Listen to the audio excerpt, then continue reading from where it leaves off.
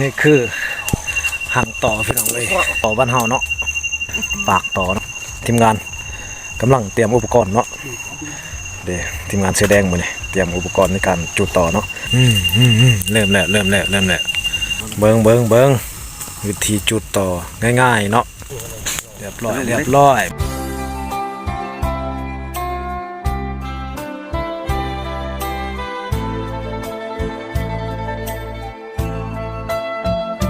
สบาย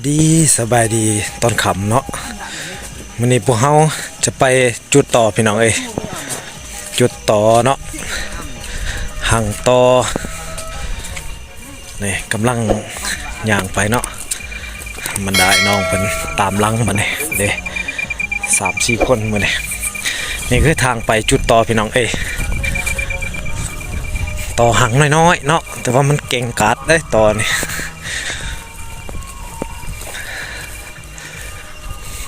โอ้บรรยากาศดีมื้อนี้ลมพัดเย็นๆเนาะนี่ต้นไม้ต้นตอก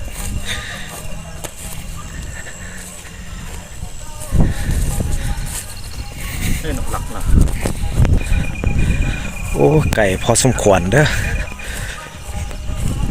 ประมาณ4 กิโลเมตรพี่น้องย่างเอาเนาะย่างด้วยตีนบ่ได้ขี่รถเด้อบ่นี่ทางไปอาจจะประมาณนี้เนาะอุปกรณ์ในการจุดต่อเนาะมันจะมีส่งเสือเนาะส่งเสือที่ว่าขาดใช้งานบ่ได้เนาะนี่ทาน้ำมันลินดำจุดพี่น้องแล้วมีกระสอบเนาะเพื่อยัดต่อใส่กระสอบพี่น้องเอาเมื่อเนาะขักลายมือนี่ทีมงานเพิ่นนี่นักสู้พันข้าวเหนียวนักลาต่อ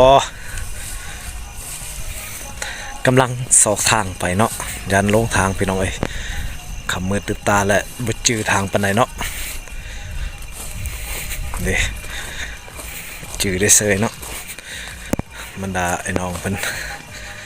มื้อนี้มากัน4 คนพี่น้องแต่ว่าไปก้อนนี่3แล้วเนาะอีกผู้หนึงตามหลังย่างไปเรื่อยๆอันนี้โอ้ยเมื่อยเว้ยกว่าจะได้กินต่อนี่บ่ธรรมดาเนาะต้องลงทุนพี่น้องลงทุนย่างเนาะย่างด้วยตีนเปล่าขี่รถบ่ได้เนาะมันเป็นทางแคบๆหกมีแต่กกไม้กกตอกพี่น้องนี่กำลังสอบเบิ่งทากเนาะโอ้ยบุเลยบ่นี่จวด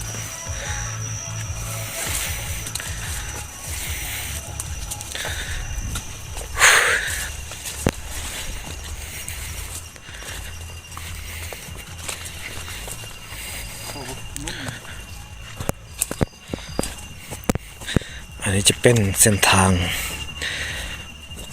งไปให้ไปสวนเขาจะเนาะแต่ว่าเขาบ่เฮ็ดให้และถือว่าหกไปเนาะบ่มีคนไปแล้วก็มีท่อน้ำเขาจะต่อท่อน้ำเนาะนี่เส้นทางน้อยๆแคบๆพี่น้องส่วนข้าพเจ้านี่เต็มที่มื้อนี่เกือบโบกอย่างดีโอ้108พี่น้องนี่นี่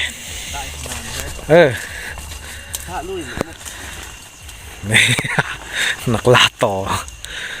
ระวังตอดเด้อต่อยเด้อต่อยเจ็บเด้อต่อพี่บาเนี่ยจากน้อยหอดเนาะยังอีกประมาณ15 นาทีพี่น้องจังสิหอดไปเนาะโอ้สภาพอากาศมื้อนี้ฝนดินเนาะฝนลิ้นมาดิสืบต่ออย่างไปเรื่อยๆพี่น้องโอ้ยอย่างสีไว้ๆเนี่ยเนาะยันว่ามันดึกพี่น้อง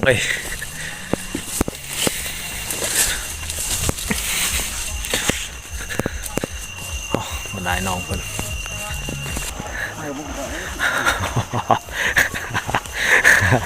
นักลาต่อพี่น้อง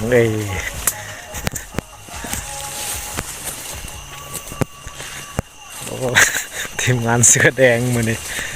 เบิ้งมันจะขักสำใดวะ บ่เคยกินเนาะตอนี่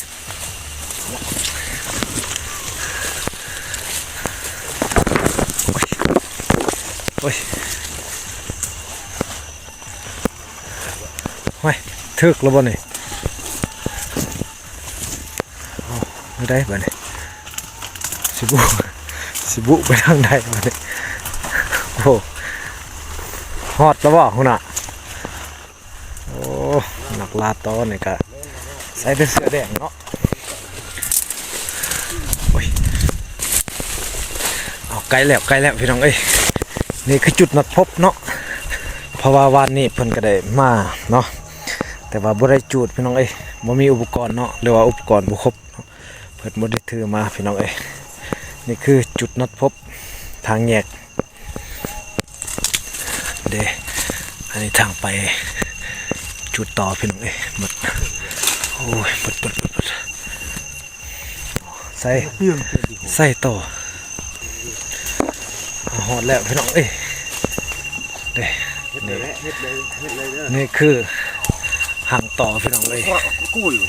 นี่หางต่อเนาะนี่หางต่อพี่น้องเอ้ยโอ้นี่พี่น้องเอ้ยนี่คือหางต่อบ้านเฮาเนาะน้อยๆหน้าตาประมาณนี้เนาะโอ้ยจะสิดึงเด้อมันต่อยเขาได้นี่นั่นคือปากมันเนาะเด้บอลที่ว่าเขาเหยื่องใส่ทันปากต่อเนาะปากหังมันบ่แม่นปากต่อพี่น้องเอ้ย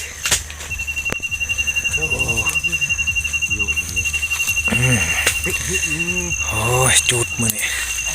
จุดต่อพี่น้องเอ้ยนี่คือปากหังมันเนาะ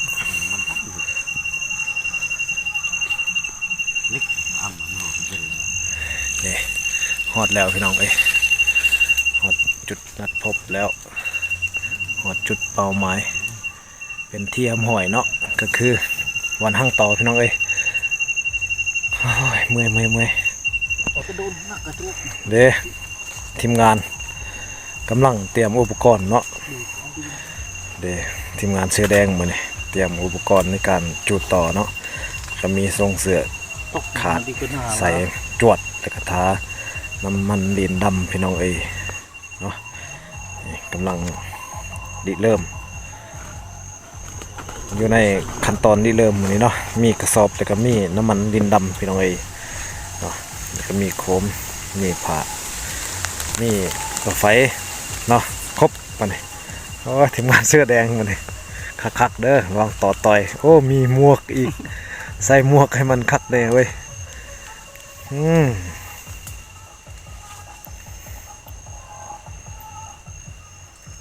ขับไปสู้ๆเด้อทีมงานนักเลงต่อลูกกระตุนเว้ยนะรับเพียง เฮ็ดระบบจรบบ่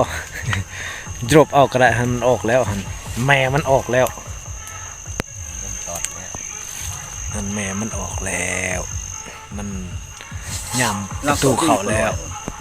นี่อุปกรณ์มันทันแล้วเถื่อเนาะกำลังหาเสือกมัดพี่น้องเอ้ยนี่มี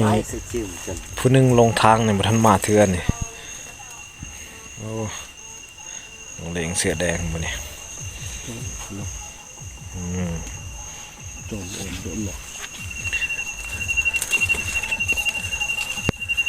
โอ้มันออกแล้วหันผู้นึงหมดก้อนโอ้ยมืดมิดเริ่มแล้วพี่น้องเอ้ยกำลังใส่น้ำมันลิ้นดำเนาะแล้วก็มีไม้แปลกตังมูพี่น้องเอ้ยกำลังจูดใส่เนาะโอ้ยธรรมดาเลยงอไอ้กะที่สมบูรณ์แบบนี่หัวหน้าผู้บัญชา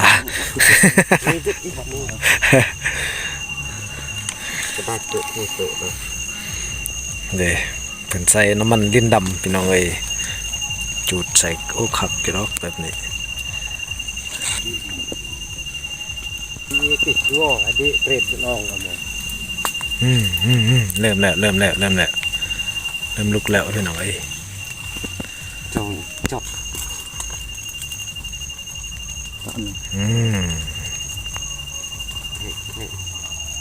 ของแท้ของแท้พี่น้องเอ้ย จะรถไทยเป็นตัวเยี่ยมสุก ย่ำตรุมบอล งอโอ้ยเลยที่งอครูเลยที่ซื้ออะไรจะมางอเจ้าอะไรไป โอ้กำลังจุดพี่น้องเอ้ย จุกเจ็บแล้ว บ่แม่นจุดพี่น้องเอ้ยได้จุดต่อมื้อนี้โอ้ตายเป็นแถวๆมื้อนี้จับสุด จับทรงมาแค่พวก bên này chân เลิกคือพูดอะไรสูดอุ้ยมันเลิกคือ quản ôn là bên này nó lồ đấy มันไส้หอม leo nung say là จิตรู้จักตา ôn là bên này cái quản ôn bên này ôn là có mâm lồng đi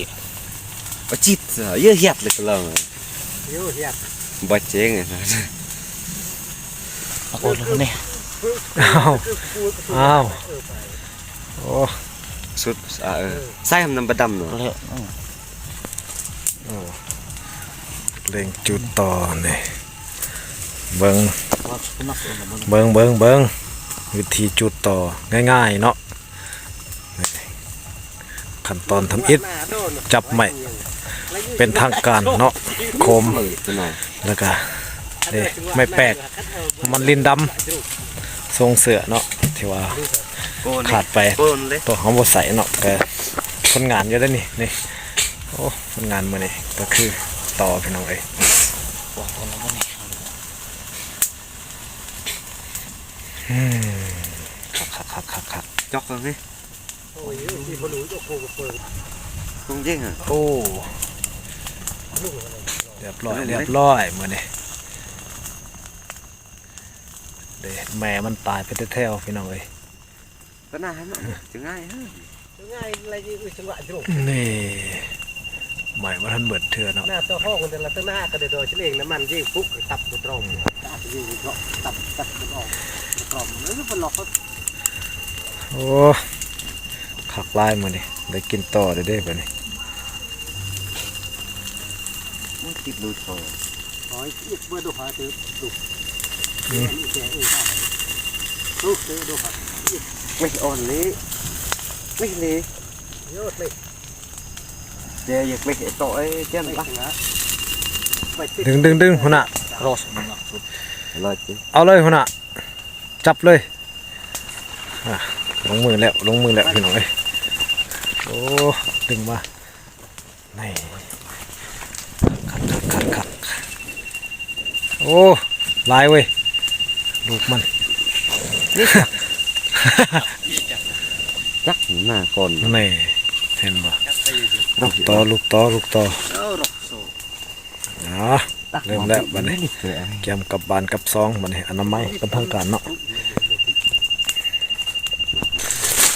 โอ้ยกับบานกับซองพี่น้องเอ้ยหลังจากที่ว่าจุดไปเทียมห้วยแล้วเนาะแกมพากันเมื่อแล้วบัดนี้เด้อนี่โอ้ยเส้นทางนี่หกคือเก่า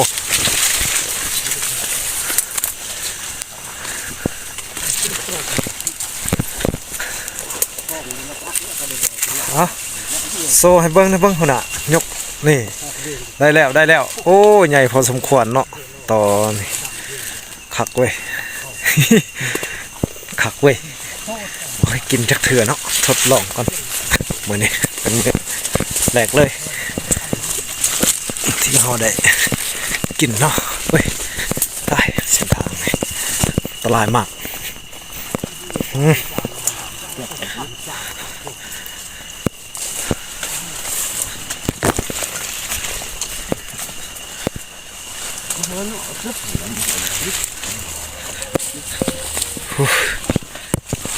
หกเว้ยเส้นทางบ่